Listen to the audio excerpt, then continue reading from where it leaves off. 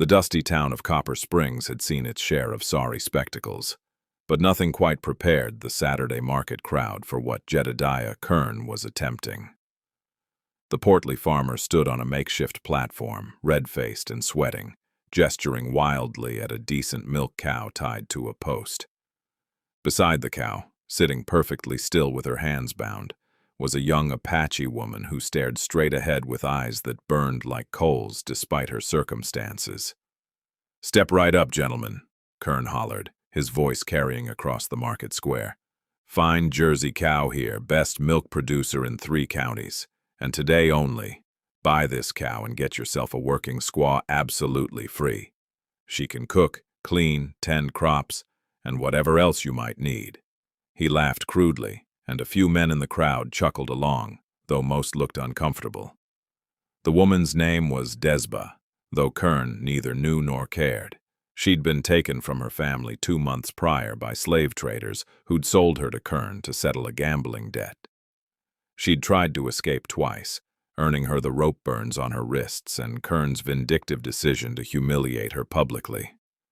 But Desba wasn't broken. Her spine remained straight, her gaze defiant, even as Kern paraded her like livestock. "What's the matter, boys? Cat got your tongues?"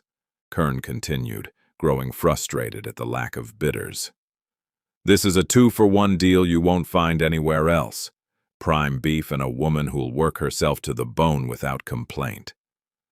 That's when Cole Masters pushed through the crowd.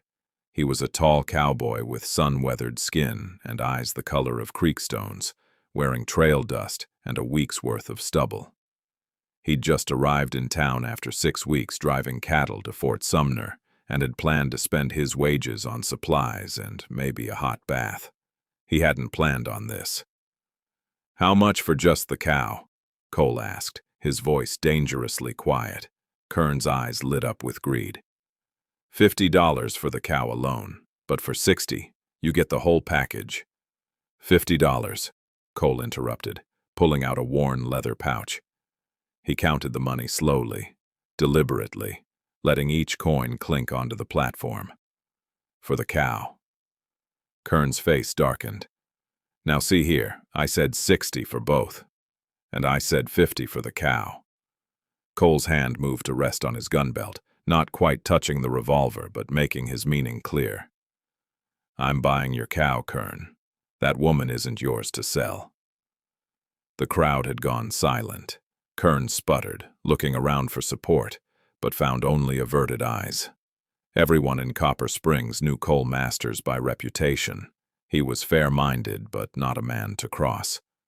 More importantly, he was friendly with the Apache scouts at Fort Sumner, and the last thing anyone wanted was trouble with the tribes over kidnapping. "She's mine by legal right," Kern protested weakly. "No human being is property," Cole said flatly. "Take your $50 for the cow, or I'll involve the easy territorial marshal, and we'll discuss how you came by her in the first place."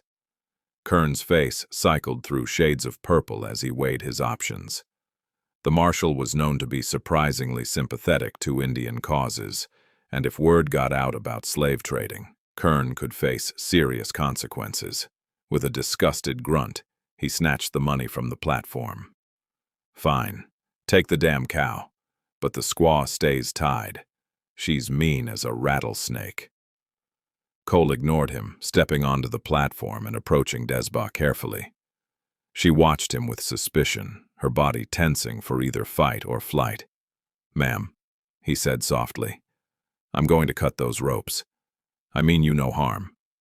He spoke slowly, hoping she understood some English, and was surprised when she responded. "I understand your words, cowboy, but I do not understand your purpose. You buy a cow, but free a captive? What do you want from me?" Her English was accented but clear, and Cole found himself relieved. "Nothing, ma'am. I want nothing except to see you free to go where you will." He pulled out his knife and carefully cut the ropes binding her wrists. She rubbed the raw skin, never taking her eyes off him.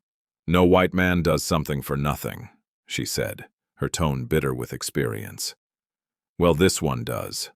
Cole stepped back, giving her space. You're free. I've got a horse at the livery if you need a ride somewhere, or I can give you supplies for traveling on foot. Your choice. Desba stood slowly, testing her freedom like it might be a trap. The crowd watched in fascination as she stepped off the platform, her dignity returning with each movement. She looked at Cole for a long moment, clearly trying to understand what manner of man he was. My people's camp is 3 days north, beyond the red cliffs. But I have no water, no food, no weapon. I will not make it alone. Then I'll take you there, Cole said simply. I've got nothing pressing, and I know the territory. Why? The question came out sharp, almost accusatory. Why would you spend your money, your time, your safety for someone you do not know? Cole thought about how to answer, finally settling on the truth. My mother was Comanche. She was taken from her people when she was young, sold to a rancher who worked her half to death before she escaped. She made it back to her tribe, met my father there. He was a translator at Fort Griffin. They married proper, but she never forgot what it felt like to be treated as less than human. He met Desba's eyes. I swore I'd never stand by and watch it happen to someone else. Something shifted in Desba's expression. Not quite trust, but perhaps the beginning of it. Your mother was brave to survive such things. She was the bravest person I ever knew, Cole agreed. Come on. Let's get you some proper clothes, food, and supplies. We'll leave at first light. They spent the remainder of the day preparing for the journey. Cole bought traveling provisions while Desba waited at the boarding house where the proprietor's wife, shocked by her story, provided her with practical traveling clothes and helped tend her rope burns. That evening, over a simple meal, Desba began to tell Cole about her family, her village, and the life she'd been torn from. The journey north took 4 days instead of 3. Desba was weaker from her captivity than she'd admitted, and Cole insisted they travel at a pace that wouldn't exhaust her. During those days, something unexpected developed between them. Desba proved to be an excellent tracker and guide, knowing water sources and safe camping spots Cole would have missed. She taught him Apache words and corrected his clumsy pronunciation with amusement that gradually warmed into something like friendship. Cole, in turn, shared stories of his childhood caught between 2 worlds, how he'd learned to rope and ride from his father, while his mother taught him to read the land and respect all living things. They discovered they both loved the quiet of early morning, both preferred sleeping under stars to enclosed spaces, both had complicated feelings about the changing frontier.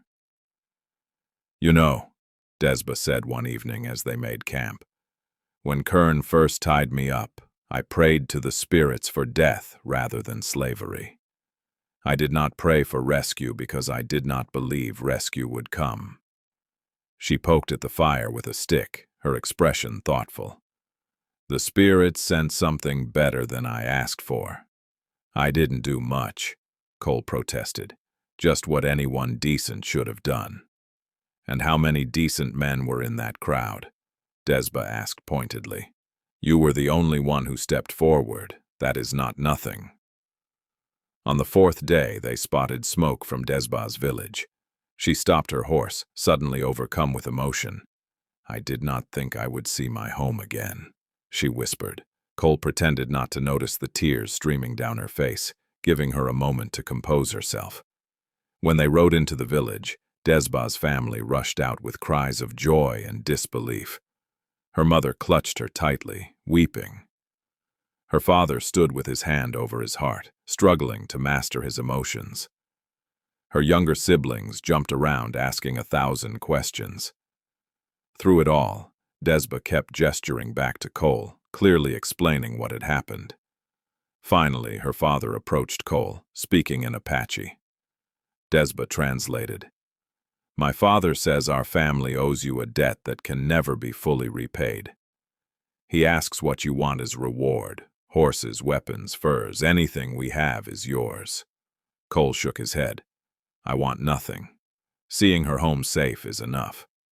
But Desba's father was insistent, and through his daughter's translation, a conversation developed. The village needed someone who could help them navigate dealings with settlers in the fort, someone who understood both worlds and could be trusted. Would Cole consider staying on as a translator and advisor? The pay would be modest but honest. Cole looked around the village, then back at the empty trail to Copper Springs. He'd been drifting for years, never quite belonging anywhere. His mother's people had never fully accepted his white blood, and white society had never forgotten his Indian heritage. But here, perhaps, was a place where both halves of himself might finally fit together. "I'd be honored," he said quietly. Desba smiled, the first genuine smile he'd seen from her. "Good. You are terrible at Apache pronunciation. You will need much teaching." "I suppose I'll need a good teacher then," Cole replied with a grin. As the sun set over the village that evening, Cole sat with Desba's family sharing a meal. He thought about that morning in Copper Springs, how he'd simply been buying supplies and had instead found a purpose. Sometimes, he reflected, the greatest rewards come not from what we seek, but from the simple act of doing what's right when no one else will. And beside him, Desba thought about the farmer who'd tried to sell her like livestock, and the cowboy who'd reminded her that not all white men were the same, that decency could be found in unexpected places, and that hope, even when it seemed foolish, was sometimes rewarded beyond measure.